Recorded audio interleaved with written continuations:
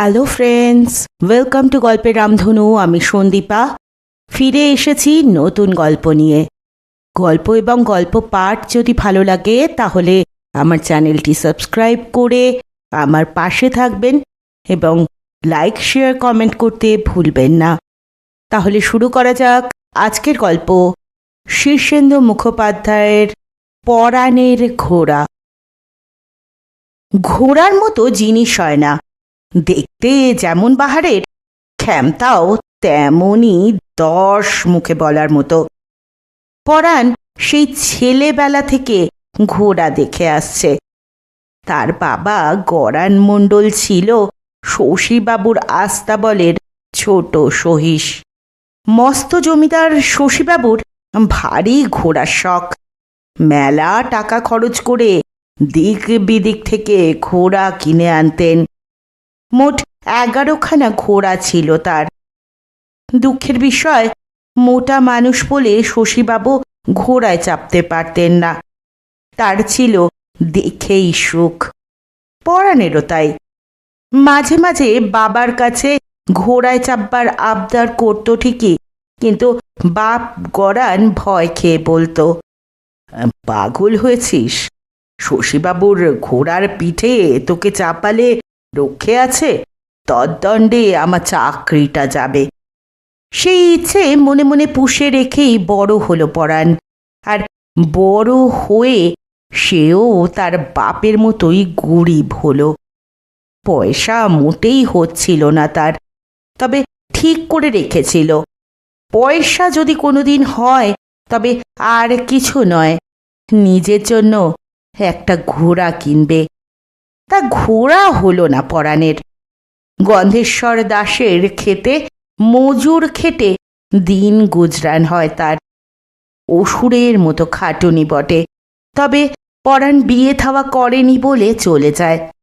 এখন তার বাতিক হয়েছে ছুটি হলেই কাগজ কলম পেন্সিল বা সস্তায় কেনা রঙের কাঠি দিয়ে ঘোড়ার ছবি আঁকা।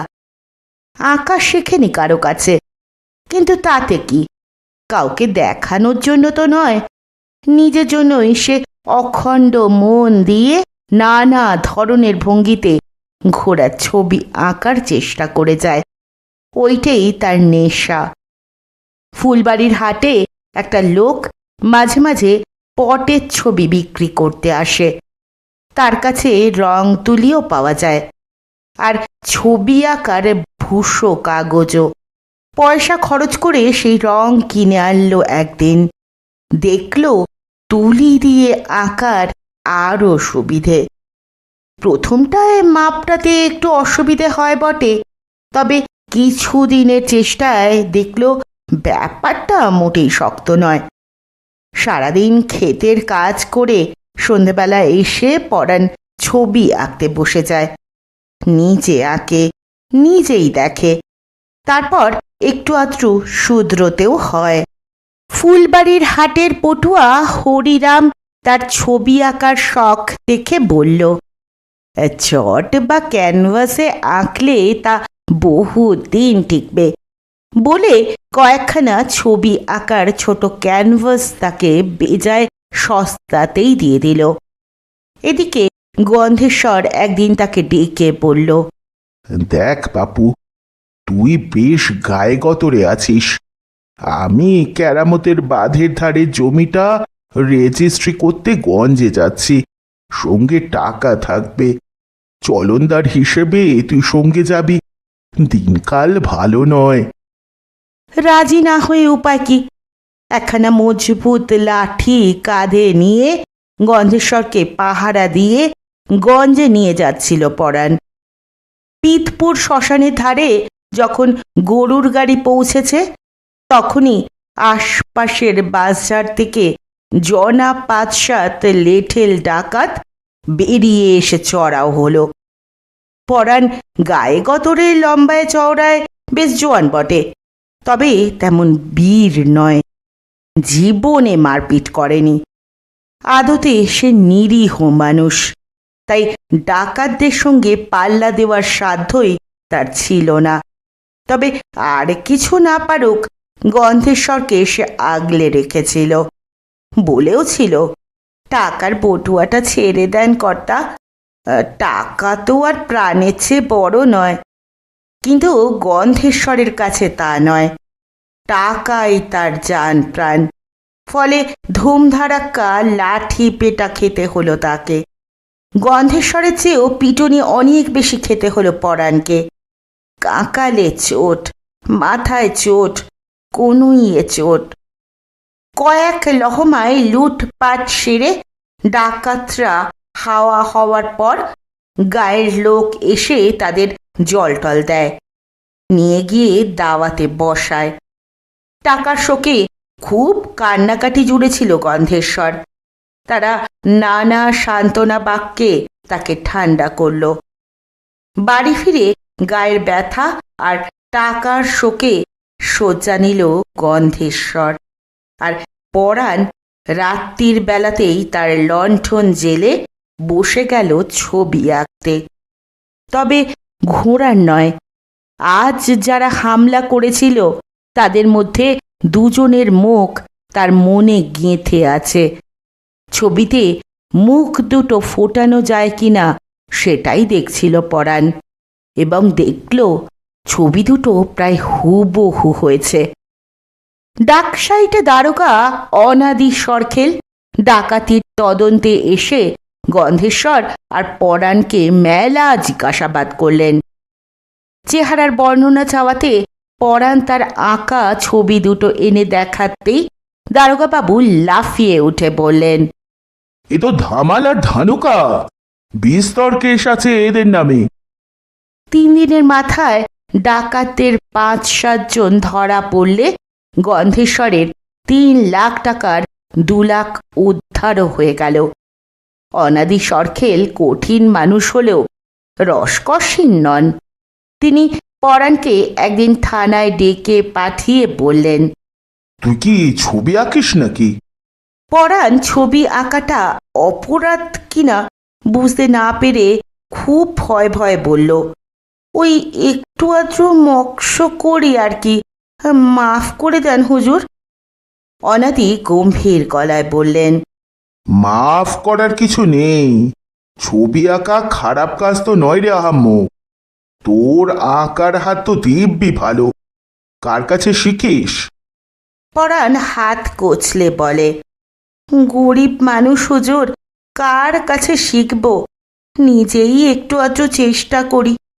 হবিবপুরে সুধীরবাবুর সঙ্গে দেখা করিস, সমজদার মানুষ, আমি বলে রাখবো ক্ষণ। সুধীরবাবু তার আঁকা দেখে ভারী অবাক হয়ে বললেন, না শিখেই যা এঁকেছিস তাইতেই তো তাজ্জব হতে হয়। তা শুধু ঘোড়ার ছবি কেন রে, আর কিছু আঁকিস না? আগে আমার ছেলেবেলা থেকেই বড্ড ঘোড়ার শখ, আর ঘোড়ার জন্যই আঁকি, নইলে আঁকার তেমন ইচ্ছে আমার হয়নি কখনো। তা আঁকার বিষয় হিসেবে ঘোড়াও কিছু খারাপ নয়, তবে অন্য বিষয়েও একটু আঁকিবুকি করলে ভালো হবে তোর। দুনিয়ায় ঘোড়া ছাড়াও কত কিছু আছে। তা আছে, তবে পরাণের মন প্রাণ জুড়ে কেবল ঘোড়ায় লাফিয়ে দাপিয়ে বেড়ায়। তা সে অবাধ্য হলো না। সুধীরবাবুর কাছে মাঝে মাঝে গিয়ে নানা বিষয়ে ছবি আঁকার তালিম নিতে লাগলো। একদিন গিয়ে দেখে সুধীরবাবুর বাড়ির সামনে একখানা চকচকে মোটর গাড়ি দাঁড়ানো। একজন বেশ বড়লোকি চেহারার ফর্সা মতো মানুষ চেয়ারে বসা, আর সুধীরবাবু তাকে পরাণের ছবিগুলো দেখাচ্ছেন। তাকে দেখিয়ে সুধীরবাবু বললেন, এই এরই আঁকা, এর নাম পরাণ মণ্ডল। হাসির কথা হলো, এই ছেলেটার খুব ঘোড়ার শখ। পয়সা পেলে নাকি প্রথমেই একটা ঘোড়া কিনবে। শুনে লোকটা একটু হাসলো, আর পরাণ খুব লজ্জা পেল। লোকটা খানিকক্ষণ ছবিগুলো খুব মন দিয়ে দেখে হঠাৎ মুখ তুলে পরাণকেই জিজ্ঞেস করলো, একটা ঘোড়ার দাম কত? শুনে হাঁ করে রইল পরাণ। ঘোড়ার শখ তার আছে বটে, কিন্তু দরদাম সম্পর্কে কোনো ধারণাই নেই। সে মাথা টাথা চুলকে বলল, আগে সেসব তো জানা নেই। লোকটা ফের হেসে বলল, ঘোড়া কিনলেই তো হবে না, তার দানা পানির জোগাড় চাই, অসুখ হলে চিকিৎসা করানো চাই, যত্ন আত্মি চাই। অত সব কি পরাণ জানে? সে শুধু জানে ঘোড়া টকবক করে ছোটে, চিহি বলে লাফায়, চামড়ের মতো লেজে ঝাপটা মেরে বাহার দেখায়। সে বলল, যে আগে। তোমার 5টা ছবি আমার পছন্দ হয়েছে, এই নাও দাম। বলে লোকটা পরাণকে এক গোছা টাকা দিল, বেশ অনেক টাকা। হাতে পেয়ে পরাণের হাঁ মুখ আর বন্ধ হয় না। তার হাবি জাবি ছবিরও যে একটা দাম হতে পারে এ সে স্বপ্নেও ভাবেনি। সে হাত জোর করে বলল, ও ছবি আপনি এমনি নিয়ে যান, টাকা দিতে হবে না আগে, এই যে অনেক টাকা। লোকটা স্মিত মুখে বলে, টাকা পেয়ে ঘাবড়ে যেও না হে, তোমার অনেক টাকা হবে। তোমার ভিতরে যে মাল মশলা আছে তা ভগবানের দেওয়া, দামটাও সেই জন্যই। সকলের কি আর ওসব মাল মশলা থাকে? তা পরাণের অবাক ভাবটা অনেকক্ষণ চেপে রইল তার ভোম্বল মাথায়। 2 দিন কাজে কামাই দিয়ে উড়ু উড়ু মন নিয়ে মাঠে ঘাটে ঘুরে বেড়ালো সে। ব্যাপারটা এখনো সে তার বোকা মাথা দিয়ে ঠিক বুঝে উঠতে পারছে না। সুধীরবাবু তাকে ডেকে বললেন, মজুর বৃত্তি ছেড়ে দিয়ে ছবি নিয়ে পড়ে থাক, ওসব ছোট কাজের আর তো দরকার নেই তোর, ডাল ভাতের অভাব না হলেই হলো। কাজ ছাড়ার কথা বলতে যেতেই গন্ধেশ্বর হাউড়ে মাউড়ে করে তেড়ে এলো। কাজ ছাড়বি মানে? ছাড়লেই হলো, আমার তাহলে চলবে কি করে? আর তুই বা খাবি কি? পরাণ বলল, আগে আমার অন্য উপায় হয়েছে, আর ভাত ছড়ালে কাকের অভাব হবে না, মজুর অনেক পাবেন। গন্ধেশ্বর মাথায় হাত দিয়ে বসে পড়ল, চোখে জল। বলল, তা জানি, কিন্তু তোর সঙ্গে যে আমি আমার মেয়ে ফুলির বিয়ে দেব বলে ঠিক করে রেখেছি। পরাণ 3 হাত পিছিয়ে গিয়ে জিভ কেটে বলে, বিয়ে? ও বাবা, ওর মধ্যে আমি নেই।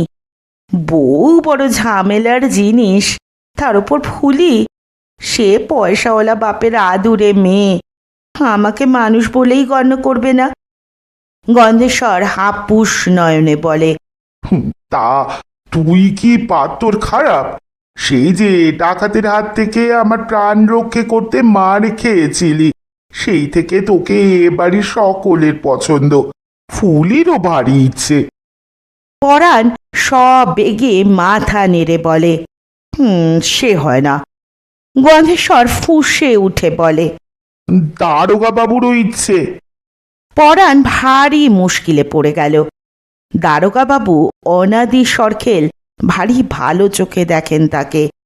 তার অবাধ্য হওয়াটা কাজের কথা নয়। গন্ধেশ্বর বলল, ওরে শোন, বিয়েতে আমি তোকে একটা ভালো ঘোড়া কিনে দেব বলে ঠিক করেই রেখেছি। তোর যে ভারী ঘোড়ার শখ সে কথা সবাই জানে কি না? পরাণ একটু হাঁ করে থেকে ঢোক গিলে বলল, তবে আর কথা কিসের?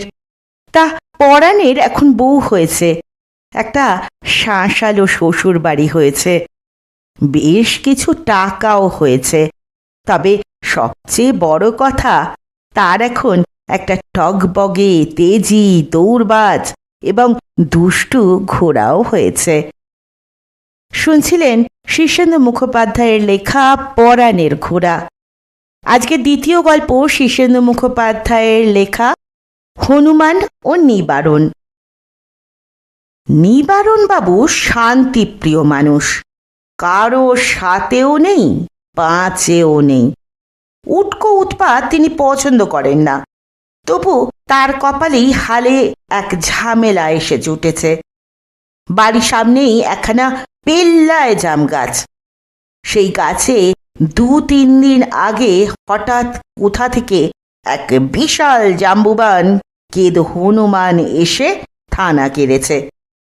এ তল্লাটে হনুমান, বাঁদর ইত্যাদি কোনো কালেই ছিল না। হনুমানটা যে কোথা থেকে উটকো এসে জুটল তা কে জানে। তা হনুমান আছে থাক, নিবারণবাবুর তাতে বিশেষ আপত্তি নেই। হনুমান হনুমানের মতো থাক, তিনি থাকবেন তার মতো। কিন্তু ব্যাটার ছেলে হনুমান কি করে যেন টের পেয়েছে যে এ পাড়ায় সবচেয়ে নিরীহ ভালো মানুষ হলো এই নিবারণ ঘোষাল।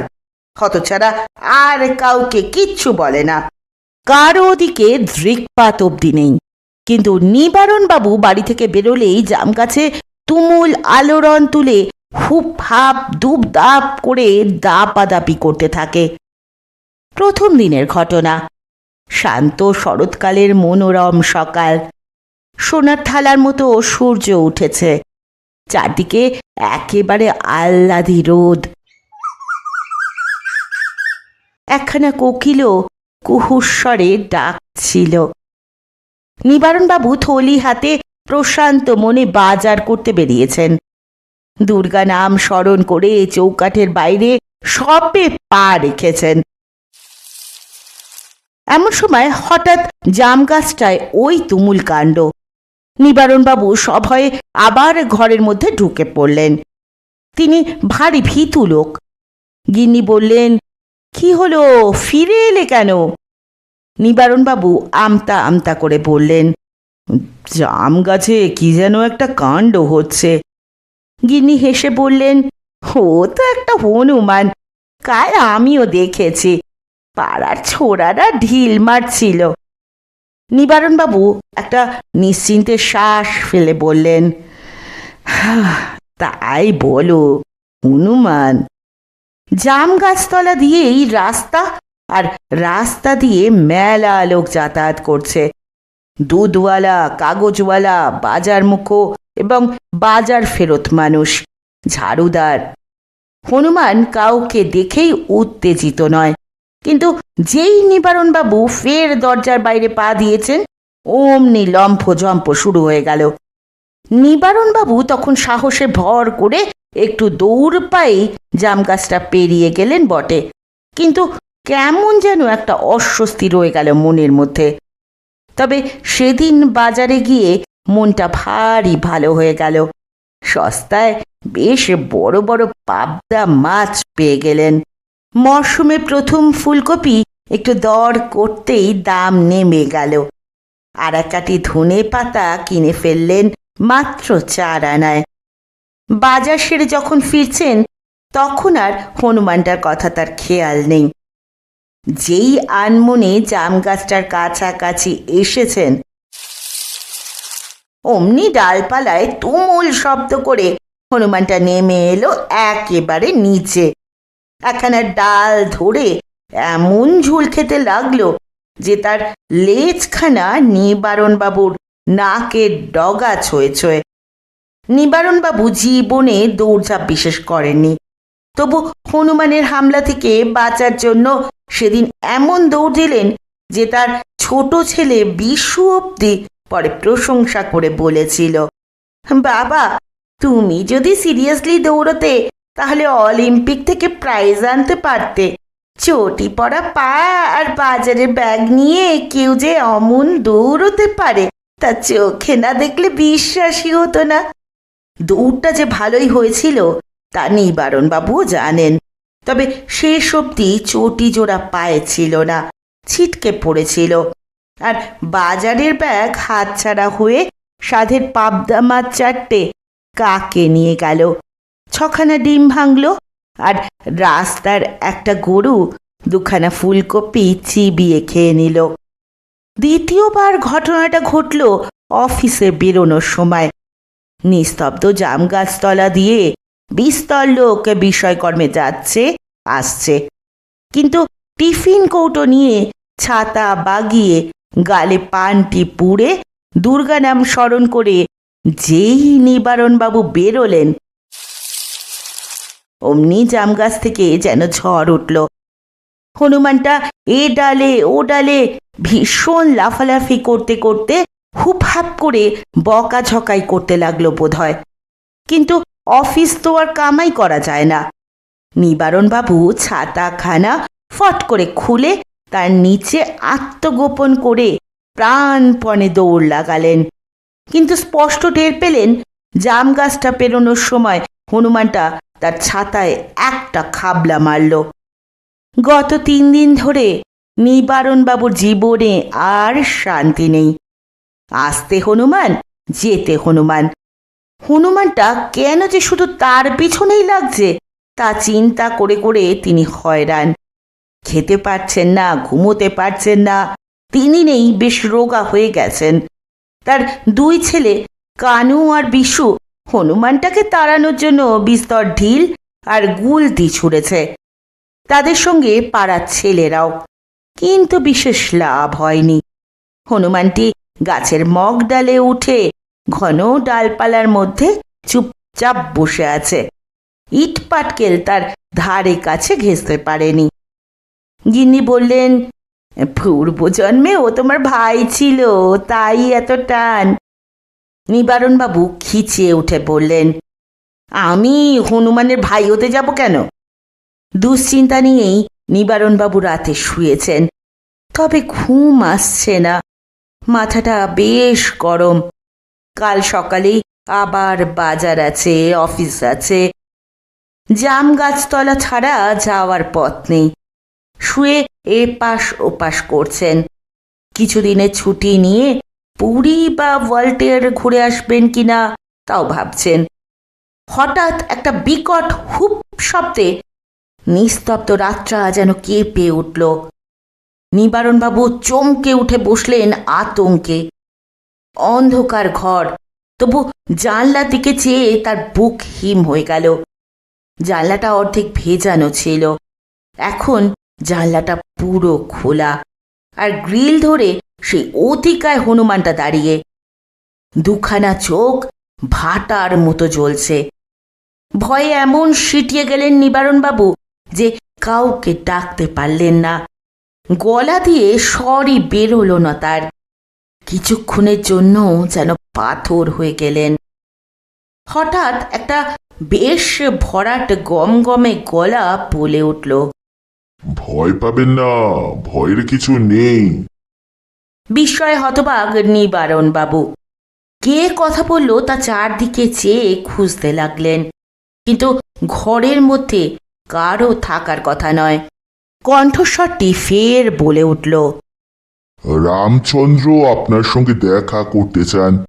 আমি তার দূত মাত্র। নিবারণবাবু নিজের কানকে বিশ্বাস করতে পারছিলেন না। স্বপ্ন দেখছেন কিনা তা বুঝবার জন্য হাতে একখানা রাম চিমটি কেটে নিজেই উফ করে উঠলেন। গলাটা বলল, স্বপ্ন নয়, যা দেখছেন, যা শুনছেন সব সত্যি। নিবারণবাবু হনুমানের দিকে চেয়ে কাঁপা কাঁপা গলায় বললেন, কথাগুলো কি আপনি বলছেন মানুষের ভাষায়? আগে হ্যাঁ, কিন্তু আমাদের হাতে সময় বিশেষ নেই। রামচন্দ্র অপেক্ষা করতে ভালোবাসেন না। রামচন্দ্রকে? আমার প্রভু। কোথায় তার সঙ্গে দেখা করতে হবে? আপনি আমার সঙ্গে যাবেন। ও বাবা, আমি পারবো না। আমার বড় ভয় করছে। ভয় কিসের? আমার ব্যাপারটা বড্ড গোলমেলে ঠেকছে। গোলমালের কিছু নেই, চলে আসুন, দেরি হয়ে যাচ্ছে। নিবারণ বুঝলেন এসব ভুতুড়ে কাণ্ড, এবং বেশ জবরদস্ত ভূতের পাল্লায় তিনি পড়েছেন। তবে এখনো উদ্ধারের উপায় আছে। তিনি ঘুমন্ত গিন্নিকে প্রবল ধাক্কা দিয়ে জাগাতে জাগাতে কানু আর বিশুকে প্রাণপণে চেঁচিয়ে ডাকতে লাগলেন।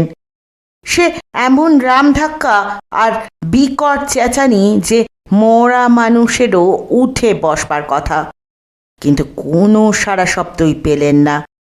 হনুমান বলল, ওদের ঘুম এখন ভাঙবে না, বৃথা চেঁচামেচি করছেন। ভয়ে নিবারণবাবুর শরীর প্রথমে ঠান্ডা হয়ে গিয়েছিল, কিন্তু এখন তার ভয়ে আবার কলকল করে ঘাম হতে লাগলো। বুকের ভিতরটা এমন ধরফর করছে যে হার্ট ফেল হওয়ার জোগাড়। ক্ষীণ কণ্ঠে বললেন, আমাকে ছেড়ে দাও বাবা, এসব আমার ভালো লাগছে না। নিবারণবাবু শুয়ে পড়ে জোর করে চোখ বন্ধ করে রইলেন। হনুমান বলল, নিবারণ বাবু, প্রভুর হুকুম তামিল না করে আমার উপায় নেই। আপনি সহজে না গেলে জোর করে নিয়ে যেতে হবে। এই বলে হনুমান চুপ করল। নিবারণবাবু চোখ মিটমিট করে দেখতে পেলেন হনুমান দু হাতে গ্রিল টানাটানি করছে। শক্ত লোহার গ্রিল, ভাঙতে পারবে বলে মনে হলো না নিবারণবাবুর। কিন্তু আশ্চর্যের বিষয়, হনুমান মাত্র একটা হ্যাঁচকা টানেই পুরো গ্রিলটা জানলার ফ্রেম থেকে উপড়ে নিয়ে ছুঁড়ে ফেলল। নিবারণবাবু এত ভয় পেয়েছেন যে আরও বেশি পাওয়া তার পক্ষে আর সম্ভব নয়। মজা হলো, ভয় যখন সাংঘাতিক বেশি হয় তখন মানুষের একটা মরিয়া সাহসও আসে। চোর তাড়ানোর জন্য খাটের মাথার কাছে একখানা মোটা বেতের লাঠি রাখা থাকে। আজ অবধি সেটা কোনো কাজে লাগেনি, আজ লাগলো। নিবারণবাবু ভাবলেন, এমনিতেও গেছি, অমনিতেও গেছি, সুতরাং আর ভয়ের কি, যা থাকে কপালে।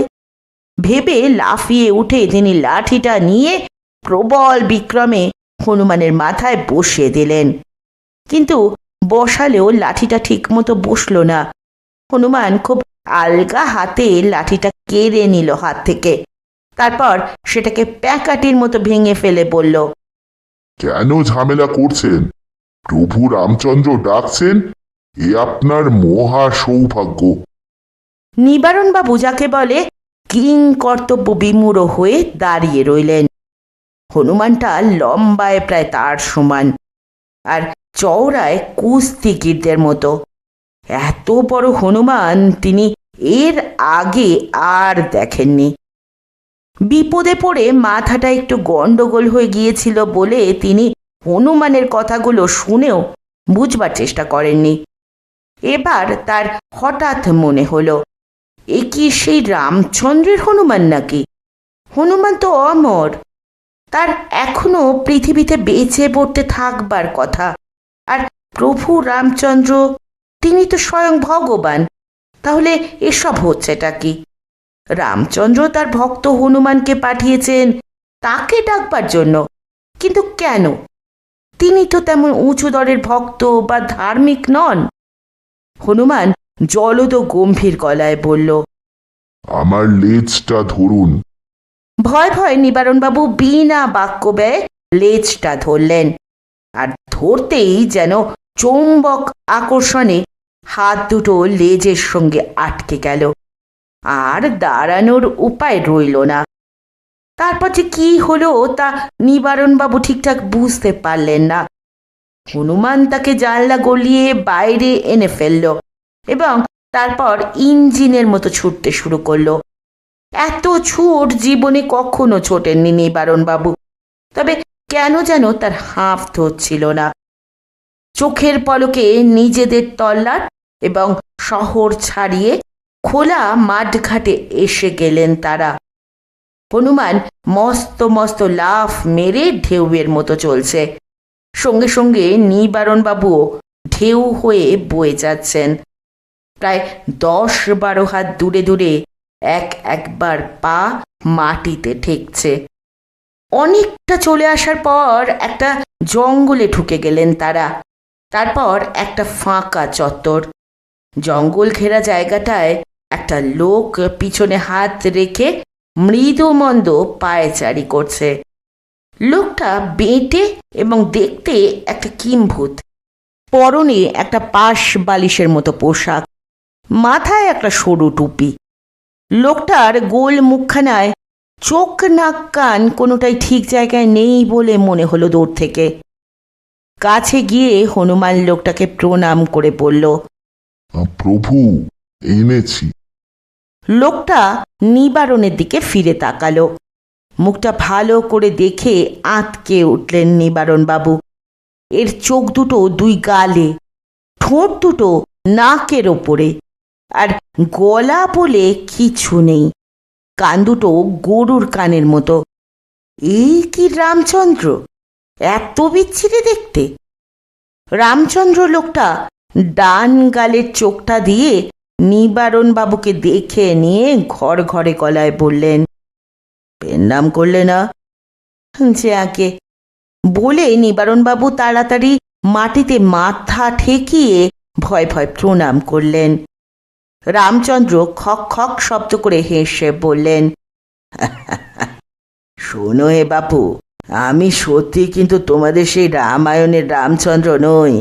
তার গল্পটা বেশ ভালো লাগে, তাই ভাবলুম রামচন্দ্র নামটা নিলে মন্দ হয় না। আপনি আসলে কে তাহলে? লোকটা মাথাটা একটু নেড়ে বলে, সে বাপু অনেক কথা, তবে সোজা কথায় আমি এ তল্লাটের লোক নই, এই দেশের নই, এমনকি এই হতচ্ছাড়া নোংরা গ্রহেরও নই। অনেক দূরের পাল্লারে বাপু। আর আমার এই হনুমানটিও আসল হনুমান নয়, কলের হনুমান। তবে কল হলেও বড় খুঁতখুঁতে, সবাইকে পছন্দ করে না। দুনিয়া ঘুরে ঘুরে মাত্র একটা লোককেই ও বেছে বের করেছে, সে হলো তুমি। নিবারণবাবু ঘন ঘন চোখ কচলাচ্ছিলেন। প্রত্যয় হচ্ছে না, যা শুনছেন সব সত্যি নাকি? এসব তো কল্পবিজ্ঞানে থাকে। রামচন্দ্র বলল, তোমাদের গ্রহটা নোংরা হলেও মহাকাশে আমার কাজের পক্ষে সুবিধাজনক। আমার হনুমানকে তাই তোমাদের গ্রহে পাকাপাকিভাবে রেখে যেতে চাই। সমস্যা হলো, ওকে ঠিকমতো দেখাশোনা করার লোক চাই। ও তোমাকে খুঁজে বের করেছে, কাজেই ওর ভার তোমাকেই নিতে হবে। নিবারণবাবু ভয় কাঁপতে কাঁপতে বললেন, যে আগে, তবে কেমন যত্ন আত্তি করতে হবে? খুব সোজা। ওর মাথায় একটা ছোট্ট ফুটো আছে, চাঁদির একেবারে মাঝখানে। এই তেলের কৌটোটা নাও, মাসে একবার ওই ফুটোর মধ্যে 2 ফোঁটা তেল ঢেলে দিলেই হবে। আর তোমার বাড়ির জাম গাছটাতেই ও থাকবে। ওকে যেন কেউ বিরক্ত না করে দেখো। বেশি বিরক্ত করলে কিন্তু ও গা থেকে এমন রশ্মি বের করতে পারে যা তোমাদের পক্ষে বিপজ্জনক। নিবারণবাবু শিউরে উঠে বললেন, জি আগে। আর তুমি ইচ্ছে করলে ওকে 5 ফরমাস করতে পারো, ওর সঙ্গে হিল্লি দিল্লি বেরিয়ে আসতে পারো। নিবারণবাবু স্বস্তির শ্বাস ফেলে বললেন, জি আগে। তাহলে এসো গিয়ে, কোনো রকম গোলমাল করো না কিন্তু। আগে না। লোকটা অর্থাৎ রামচন্দ্র গটগট করে খানিকটা এগিয়ে গিয়ে একটা শীষ দিল। অমনি মাটির তলা থেকে একটা কিম্ভূত পটলাকৃতি মহাকাশযান বেরিয়ে এলো। লোকটা দরজা খুলে ভিতরে ঢুকতেই জিনিসটা সাঁ করে আকাশে উঠে মিলিয়ে গেল। নিবারণবাবু এখন বেশ আছেন। হনুমানটা জাম গাছেই থাকে, তবে তাকে আর ভয় পাওয়ার কারণ নেই। বরং মাঝরাতে হনুমানটা এসে তার সঙ্গে দিব্যি আড্ডা দিয়ে যায়। ঘরের কাজকর্ম অনেক করে দেয়। গিন্নি তো পছন্দ করেনি, বিশু আর কানুরও সে বেশ বন্ধু হয়ে গেছে। হনুমানকে তেল দিতে নিবারণবাবুর একবারও ভুল হয় না। শুনছিলেন শীর্ষেন্দু মুখোপাধ্যায়ের হনুমান ও নিবারণ। কেমন লাগলো গল্প দুটি জানাতে ভুলবেন না। যদি কোনো ভুল ত্রুটি হয়ে থাকে তাহলে আমাকে মার্জনা করবেন, কারণ আমার গলার অবস্থা খুবই খারাপ। পরের দিন এসে হাজির হব আবার নতুন কোনো গল্প নিয়ে। ততক্ষণ পর্যন্ত সকলে ভালো থাকবেন, সুস্থ থাকবেন, পাশে থাকবেন। নমস্কার।